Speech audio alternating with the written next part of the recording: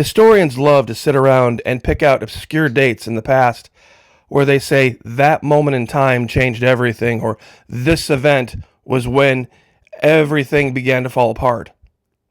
And while you could make an argument for the events of 2020 being a generational shift, I think people are going to look back at 2026 as the year America finally gave up on making people try to believe that we're the good guys. This event in Venezuela proves beyond the shadow of any reasonable doubt that the U.S. government is not afraid of your guns, Americans. They're not afraid of anything. They have no care for the rule of law, and they will do anything they feel like if they feel like it can advance themselves. I'd like to ask a question. Folks, what good is the Second Amendment if by the Insurrection Act they can make any action you take with it an arrestable offense? They're not saying that you can't have it or you can't have the ammunition, but you pick it up and aim it in any direction at anybody for any particular reason you think, you're done. It's over. You're toast. And the reason it's tied to Venezuela is that, if you can believe this or not, Trump's lawyers want the world to believe that the events down there didn't rise to the level of a quote-unquote constitutional war. Now, to be clear, the U.S. used 150 military aircraft to bomb Venezuela, to abduct the two elderly leaders in their sleep, two 70-year-old people. F-35s, B-1s, F-A-18 Hornets, UH-60 Blackhawks, F-22s, E-18 Growlers, Hawkeyes, all sorts of weaponry, both classified, non-classified. They're saying it didn't rise to the level of a constitutional war. Therefore, the president didn't need to consult with Congress, that it was a police action, it was a civilian law enforcement action, which then also puts him in violation of the Constitution, posse comitatus. And we have that to show here, that the key exceptions do not include anything like what happened in Venezuela. There was no rebellion or insurrection. There were no federal laws or civil rights needing to be protected here in America.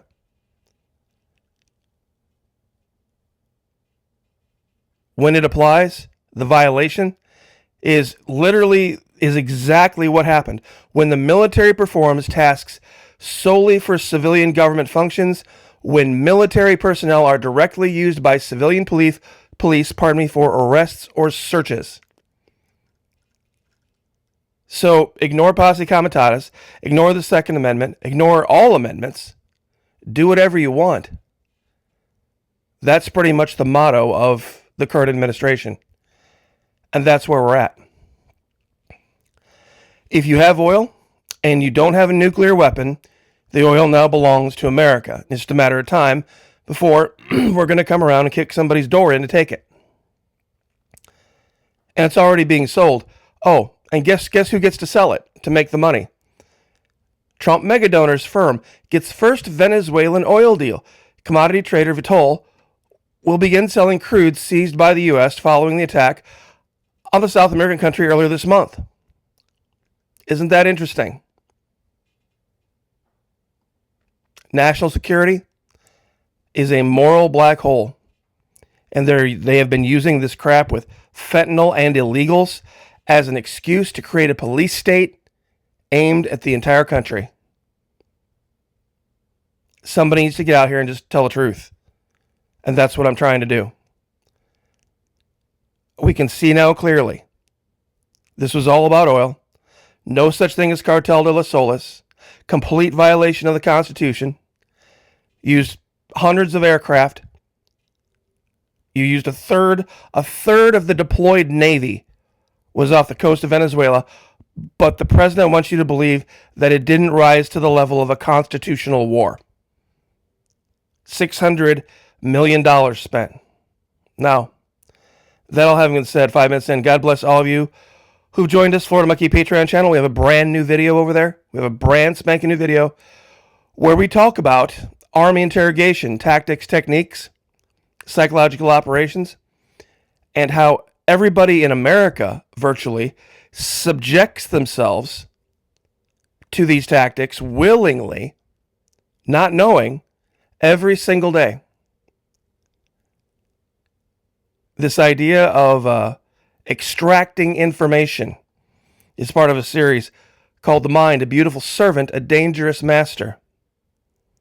I'd like to focus on this picture here in the upper right. You see what's going on right here? You see two people late at night in bed, sitting, scrolling on their phone. This is an interrogation. Now, people are like, wait a minute, hold on. Hold on. How is this an interrogation? Well, think about it. You're sitting there. You think you're the one in control. You're holding the phone and you choose the apps you open and close or where you shop or what you read. When really, all of the information is going the other direction. The information you're getting is curated. The information that you're gleaning from Amazon or Fox News or Rumble or wherever you go to get your news. That's all curated. That's all information they want you to have. You're never going to find information that they don't want you to have unless you look very specifically, like, for example, the Florida Maquis channel. If you go try to find the Florida Maquis channel and just search it through search engines, you'll be completely directed away from it. But the information that you're giving them isn't curated. It's the real deal stuff. That's why it's so valuable. That's why they give away devices just to get you on there and scrolling and tapping and going through all sorts of things and giving away all sorts of incredible information. Just like, and they didn't have to break you. Just like in an interrogation. They just didn't have to work as hard. And then people wake up, primarily the young, wondering why they feel like they got hit by a truck, why their mind doesn't work right, why they're so depressed all the time, why sometimes they're angry, why sometimes they're sad, because they have just been I'm not going to say the word. They've just, and that it's their phones. It's the information that they think they're getting and not the information they're giving. I would not want to be a young person these days. Thank God every day I grew up in an era without those infernal things. Think about it for just a minute, 2020 to 2026. In 2020, we had a group of people who were energized, who were angry, and who were upset and willing to go do this. Trust the science, obey the experts, get vaccinated, all this stuff. Follow the authority, wear your mask, stand 6 feet apart. Well, they're all gone away now. You don't see them very much anymore, do you? But now look who's out here talking about following authority and restoring authority. Bunch of people over here on the right, illegals, calling ICE. I'm going to call the federal government, the people that used to be 15, 20 years ago, used to be the most anti-government, get out of my business, stay out of my business people, are now worshiping at the feet of ICE. And by default, the IRS, by default, the BATF, by default, all the other alphabet agencies, because they're all working together. They're all working together. It's just a different head of the same monster. If it's a 12-headed monster and you decide, well, I'm going to feed this one head of the monster over here, but I'm not sure about those other 6, you're still feeding the same body. I really think it's time that we do a rewatch on the series Colony. It's not The Colony, it's Colony by Carlton Cuse. just in the first season alone, just in the first 5 or 6 episodes. Folks, this series came out in 2014. It came out way before Trump ever announced he was going to be running for president.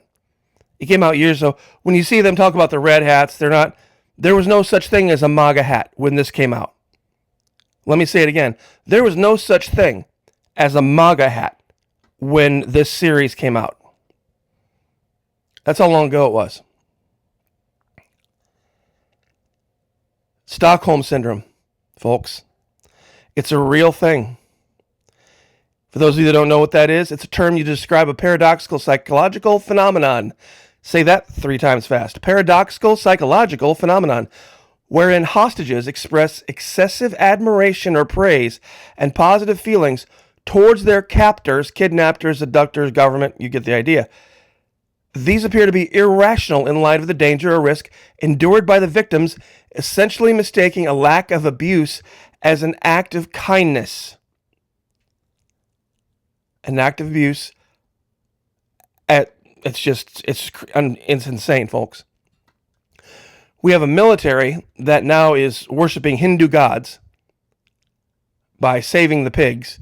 U.S. military, the part of our country the group of people that we assign to killing other human beings, to stop shooting pigs because it's cruel. Pigs and goats. Hey, guess who venerates pigs and goats, by the way? If you could think of a military that would be applauding right now, or a country that would be applauding this right now, India. Isn't that odd that we saw all that worship of Hindu gods at the Republican National Convention before the last election, and then we see all these Indian people in our government, and all of a sudden the military now has stopped shooting the animals that they venerate. Kind of interesting.